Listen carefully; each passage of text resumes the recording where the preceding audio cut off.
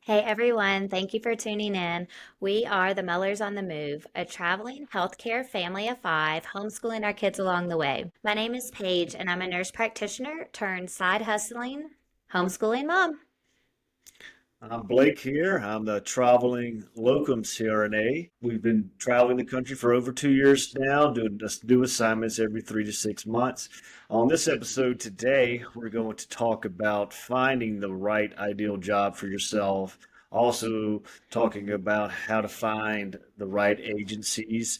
We know there's hundreds of jobs posted daily, but not all of them are very good and or ideal for your situation. So we're going to try to just discuss some avenues to help out and figure out the best job and agency for you. We had a real exciting week this week, so I think we should go ahead and start with a life update. Oh, it was a good sports field week. I'm Sure not that much. was. I'm not that much of a sports guy, but I like to play golf and grew up playing baseball. And went to a Rockies game. Colorado Rockies aren't the best this year, but they did win, beat the Padres. And it's something I've really wanted to always go to was I have been to one before, but we went to the PGA tournament, the BMW Championship here in at Castle Pines Golf Club, which is in the city that we're living doing locums in right now. That was a whole lot of fun. I got to see the 50 best golfers in the world compete. We well, pretty much walked the whole course. Speaking of Big walking, mistake on my part. So yeah, the Rockies games was a lot of fun. I don't think I've ever been to a MLB game. The ball was going so fast. I could not even keep up with what was going on. And our kids were there, so that was, a lot of fun for them with the music and of course the concessions. And then rookie mistake. I wore sneakers, like cutesy casual sneakers to the golf tournament. And I've worn them 1,000 times. But when you're walking uphill in Colorado, how far did we walk today? 5.5 miles. on the longest course that's ever been played in PGA, like 8,100 yards. I got a lot Yeah. of blisters, just like six of them, which wouldn't be a big deal. Except 2 days later, which was yesterday, I hiked a 14er. So that was real fun with six blisters. She summited Gray's Peak Mountain or Gray's Mountain. Is that what it's called? Gray's Yeah, Mountain? it's called Gray's Peak. And so Gray's Peak. it's Grays and Torreys. They're two feeners, which are mountain summits that are 14,000 feet or higher in Colorado. We way underestimated it. I went with my fitness coach and I work out frequently. We hike a lot with our kids. I'm usually carrying a 40-pound kid on my back for 3 miles. Holy 14ers. The altitude kicked my butt. It was not anything physical that we couldn't do. The hike by itself was fine. We went over 3,000 feet in elevation. It was like 226 flights of stairs we climbed. 8 miles. It took us 7 hours. But yeah, an adventure. You're jealous and want to do one. Just a little snippet of our life that we're doing this past week while we're doing traveling. That is one of our biggest reasons why we started doing this because it just like we all do when we're settled back home. You usually just do like a week vacation here and there, and it's really hard to just take in, embrace the full culture of an area. So we're now doing 3 to 6 month contracts and just really seeing the city and really just taking it all. I can say, I think everywhere we've gone, and as we tell people in the towns what we've done over the weekend, they're like, wow, I've lived here my whole life, and y'all have done more in 3 months than I've done my whole life living here, which I think is just part of it is when you live somewhere for forever, you just get complacent and kind of lose the enthusiasm of doing all the city things. We like to look at this as a perpetual vacation. All righty, let's get into it. Let's do it. So today we're going to talk about finding the right ideal job for yourself. I guess we could go on for hours with this, but I'm sure I'm going to leave off some important stuff too, but I'll try to just talk about the things that just go through my head, the things that I've learned. There's just stuff you gotta delve out before you even start the job. Like shift hours are one thing. If you just want to work 5/8, you just have that in your contract as 5/8. But there's whatever size hospitals you're at, there's usually all kind of different shifts that you can do. You can do 212s, 2/8s, 410s. Sometimes there's 24s. Very rare. There are locum jobs where they're offering 24-hour shifts, but they are out there. Um, Also call. You can you're your own independent contractor. A lot of these jobs don't have call, but there are a lot that do. Obviously, these jobs are listed because there's a giant need. My personal opinion, I like to take call, so I just feel like you're leaving something on the table, not taking call. I don't like to live at the hospital, but I know you got to put our hours in. You got to work, and um, What would be your ideal shift personally for you? Because obviously this is going to look different for everybody else. But for you, if you could literally wave that wand and make your shifts, what would it be?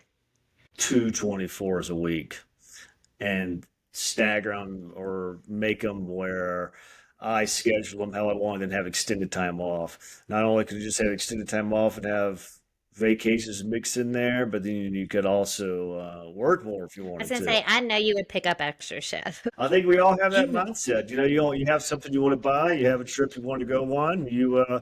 What goes through my head is I'll just pick up a shift. Just pick up another shift. That is Pick literally up the another shift. mentality. My parents, who are CRNAs, we lived by that. Oh, Yeah. we'll just pick up another shift. I also like 5/8s and being in a call rotation, and they have that as well with locum travel work. Um, a lot of these places need as many days like 5/8s. There's more days because they need the help so bad. But I do like being on and off the call rotation, like tearing off waterfall system they call it, and they do still have that in locums as well.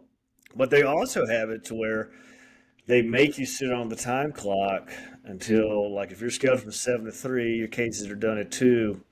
They Is there make you anything just sit worse for there. you than There's sitting on the nothing time clock?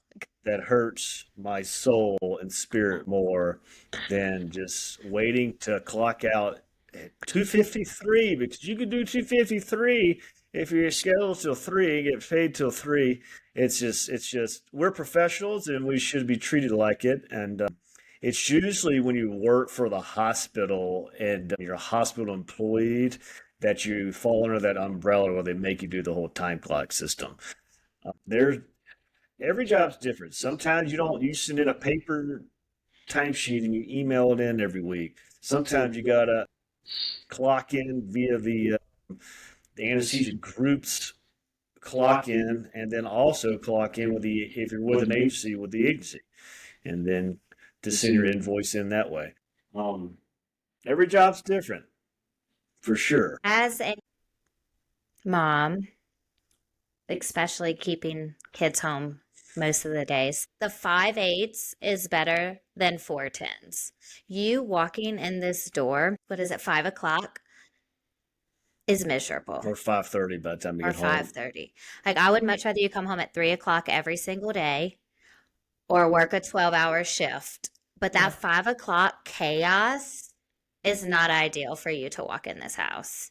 So to me, what you did last week, I think it was, you did 2 12s, you had a day off, and then you did 2 8s. So that was nice that you've got a full day off plus 2 days where we had the afternoons together and then Yeah, just fulfilled the hours with your 12-hour shifts. And we've already done dinner and we're taking baths and people are starting to settle down. yeah. That's actually my ideal shift. There's not very many jobs out there where you could do 2 24s as a locum a week. So my ideal come together and found out is 2 12s and 2 8s. Some call here and there, even on the weekends during the week. Another thing to think about is overtime on your contract. There are some jobs where they literally will pay you time and a half at a locum rate for overtime, but it's really rare. Most of them is like a 20 to 30 dollar extra per hour. But it's also what you negotiate with the hospital or the agency you're with. But for the most part, it's usually not time and a half.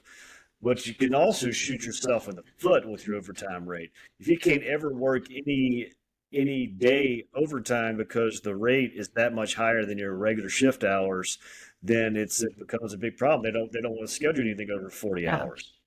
But there's some places where are so desperate they on these giant groups and really don't even care. That you can work as many hours you want. But for the most part, the overtime rate is usually 20, 30 hours per hour more. And I've even had some contracts where the group would allow any overtime. What even if you worked 80 hours in a week, it was just the same base rate, which I'm not that against because you're still working extra and they're allowing it, and there's no going back and forth about your rate's now this much higher and et cetera, et cetera. But so I don't think you're losing that much if your hourly rates is just a little bit higher versus your base rate's obviously substantially higher than just the 20 to 30 hour overtime. So making that base rate for 8 hours is better than making, an extra $20 an hour. A big, huge point I do at every single contract is you really have to talk to someone at, not just with the agency, but someone at the hospital, the chief CRNA, the chief doctor. You have to have some form of resource that you can reach out to, and you got to ask these questions before. You got to have some expectations, and you want to be able to have a set schedule or something for the first month you're there before you even get there. Because you don't want to just walk in and not have a clue what you're working or what the atmosphere is going to be like. You see all these postings, and they give you the location, the semi location, um, and the caseload of bread and butter. What does that even mean? Right, right. A staff agency, and Yeah. most of them are not CRNAs. And like, "Oh, it's bread and butter." A Work is work. bread and butter at one hospital or to a provider might mean lower caseload. Right. You enjoy doing blocks and different things. And then for another person, bread and butter is maybe an endo case stacked back to back to back to back to back to back. And somebody might not enjoy that. Yeah, one of my favorite jobs still is one of the busiest hospitals I've ever been in Arkansas. In Arkansas, I mean, they could turn over a room in like 5 minutes. Real general cases. I would do like 8 to 12 real general cases a day in an 8 hour period. It was just, but I loved it. It was very enjoyable, completely independent. There was a doc there, but you did all your own everything: pre-ops, PACU orders, any kind of block.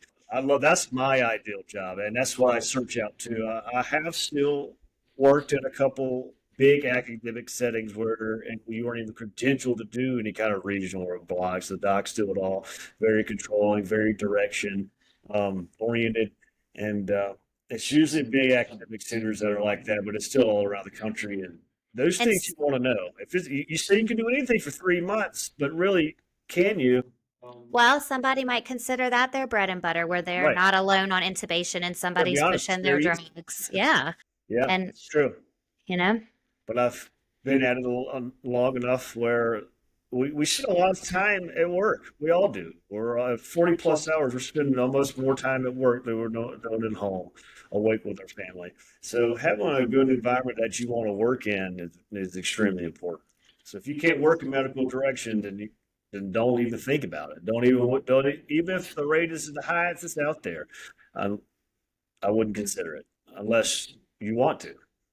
yeah, don't sacrifice your work environment for a couple extra Yeah, bucks. it's not all about the money. It's true. No. Going back to the listings where the agencies don't post the exact location, is that to prevent y'all from going directly to the hospital and self-employing or self-contracting?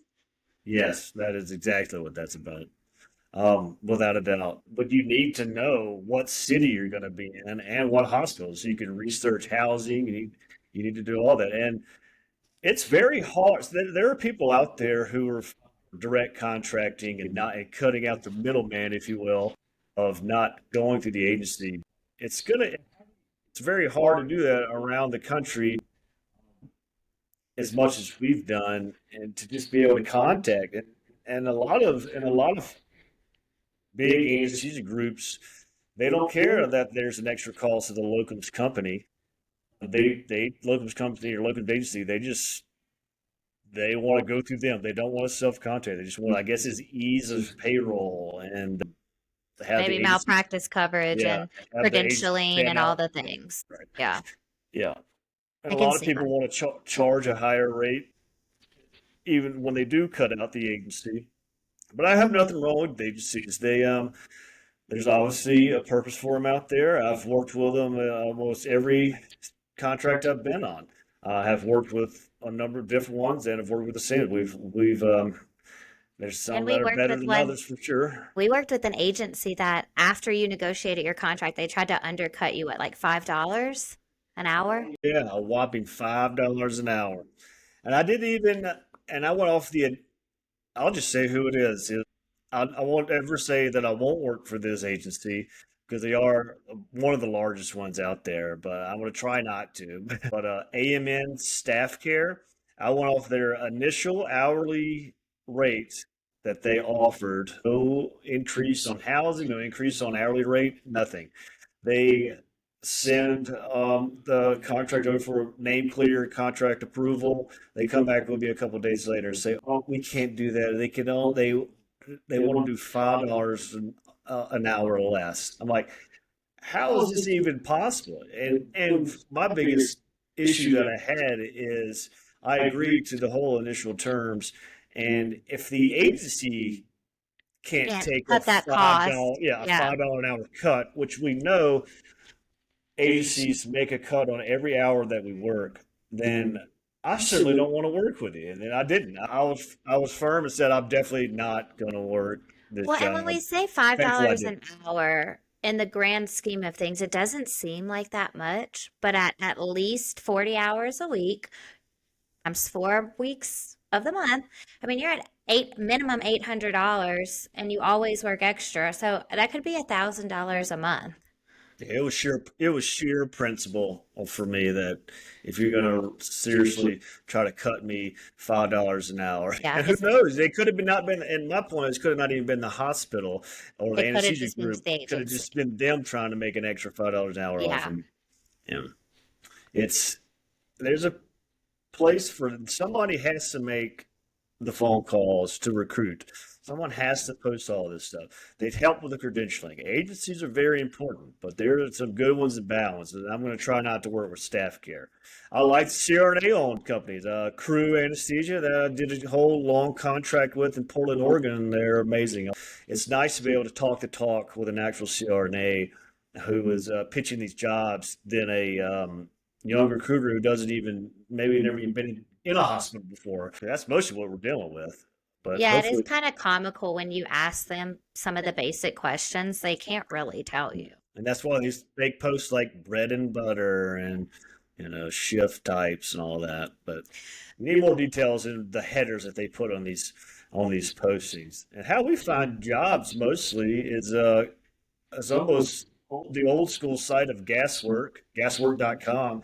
It's still very simple, but you just search. Very simple. They could like upgrade Yeah, it a little but it's bit. still tried and true. All agencies usually or hospitals post on there.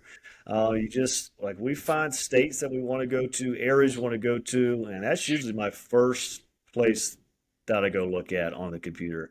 And then social media has such a big presence now with all the Facebook groups, Instagram, there's constant jobs posting. There's hundreds of jobs being posted every day. It's a beautiful time to be in healthcare and as a traveling locum CRNA. You could still, to this day, find a job just about anywhere you want. And the Facebook groups, you just type in travel locum CRNA or travel. Not only do the agencies post, but it is very interactive, CRNA to CRNA. They will tell you if an agency posts a job, they blow up on there if that is not a good hospital to work at and what you need to look for. So it is very helpful to get other CRNA's inputs from those Facebook groups. About that. You have a couple agents that you've worked with on multiple contracts? Have you reused the same agency? Besides direct hire, where I'm at with in Colorado right now, I really haven't. I've worked with locumtenens.com, United Anesthesia Nationwide, Recruiting Resources, Crew Anesthesia. and direct hire. And I am loyal. I would be loyal to more of these groups than others, but not every group, not every agency has the job, So we find the areas we want, and then we just find the agency that has the job, or find the posting that has the job, and we'll usually go with that. Obviously, there's red flags, just like the A&M staff care who tried to cut us a measly $5 an hour. That's out there. Which I'm thankful we did. We found a lot better city, well, at the highest rate at the time that we had ever had, and a lot more money and a lot better locations. How much back and forth do the agencies allow for you to actually negotiate your pay or your overtime pay? Or is that pretty black and white and here's what they offered, take it or leave it? It's all what the hospital or anesthesia groups willing to pay. I've usually negotiated up on just about every contract. If it's not just call pay, it's also hourly pay. I've also just taken what was offered as well. And I mean, they will say from the get go sometimes, no, where there's no wiggle room. And usually they do market analysis, and what the average rate is what they're usually going off of. Hospitals and groups like people, hard workers, a lot. Someone has to take call, like I've mentioned before. So if you want to be the kind of person who's so against it, then they're going to be more inclined to offer to a person who is willing to, Yeah. because they need the help. We're there to do a temporary fill, and a lot of times they need the extra help. And you haven't had any issues that I remember telling the agency I want to talk to the chief or a CRNA that's been there longer than X amount of years. I feel like you've been able to get that contact information quickly and Yeah, every time they usually have like a data bank or of whoever they're usually talking to, the chief right. or whoever. So they're always willing to give out that information, even if they have a not letter of intent, but or you can't talk about Like a non-disclosure. non-disclosure. Yes, yeah, do non, trying to do your own deal outside of the agency. I mean, sometimes that is provided, which obviously, the agency has to protect their interests too. But contracts are very important. If you got to make sure the I's are dotted, the T's are crossed, and at the rate that you want, the wording in there is all correct. Um, Having some kind of housing, and we talked about right. this on our last episode, but that if they cancel you and you can't get out of your housing, Yes. that they would cover that cost, which we had to do Right. for one location. And it's usually always a 30-day out mutual agreement from the agency and the provider. What was the incidence when you were talking to an agency and they were presenting you to a hospital and there was a conflict where you couldn't either talk to another agency? Oh, yes. That was also another big thing with staff care. This agency was the job was through a group called NAPA, North American Partners of Anesthesia, one of the biggest anesthesia groups in the nation. Where if you get presented by an agency, then you can't be represented by any other agency for a full year unless you have some form of written paperwork saying that their initial contract or presentation is null and void. If you get presented by an agency at some of these big anesthesia groups, you can only be with them for a year. And that was another thing that was sheer principle where I was really frustrated with that $5 an hour cut. Is that So was does the hospital have multiple agencies that are working with them to cover this, or is it it all depends, but usually most of these places have multiple agencies that are in there. Not like North Carolina, the one we went there, everybody was the same one agency. It is nice to know. Not all agencies are going to give you the number that they're also billing for, but sometimes on your contract, it's not you could just blatantly ask them. It's nice to know how much they're charging on top of our rate because we are on the chopping block, and the higher rate of your rate, and if the agency is extremely high, then you're the They're first to more go. likely to cancel Yeah. you. So it's nice to know that compared to other agencies that are there, you don't want to be the highest paid person or the highest charge with the agency and all. So it's good to know where you sit at because it's your life. If they cancel, yeah, the agency may lose money, but we're the ones that are really going to be hurting, having to find a new job. Hopefully, the housing is paid for, and we have that in our contract where if you cancel, then you have to reimburse housing at least. That's a very important thing because that cost obviously adds way up. Well, and we that we are in an area that is centrally located to multiple hospitals. In case you got canceled one, you could Right, hopefully find work within a decent amount of travel time. right, right. And you've stayed credentialed throughout the country in case we had or you Yep, get on an airplane and go work for a couple weeks for somewhere. yeah. It's always best to plan for the worst. Always work your hardest, as best job as you can. You want to be noticed there. You want to outkick your coverage, if you will. You want to be requested on cases, even as a locum. Um, I really do take a job very seriously, as we should. We have people's lives in our hands, but So let's recap a little. To find an agency, number one, you always check out Gasworks. I'm always looking Mhm. on the Facebook groups just because they're easy for me to scroll through. And then maybe give us your top 5 questions with your initial phone call with the agency or email. Give us like the top 5 questions that you ask. what is your rate that you're offering right now? And then you can always just negotiate from there. You'd obviously not go down, you're going to go up.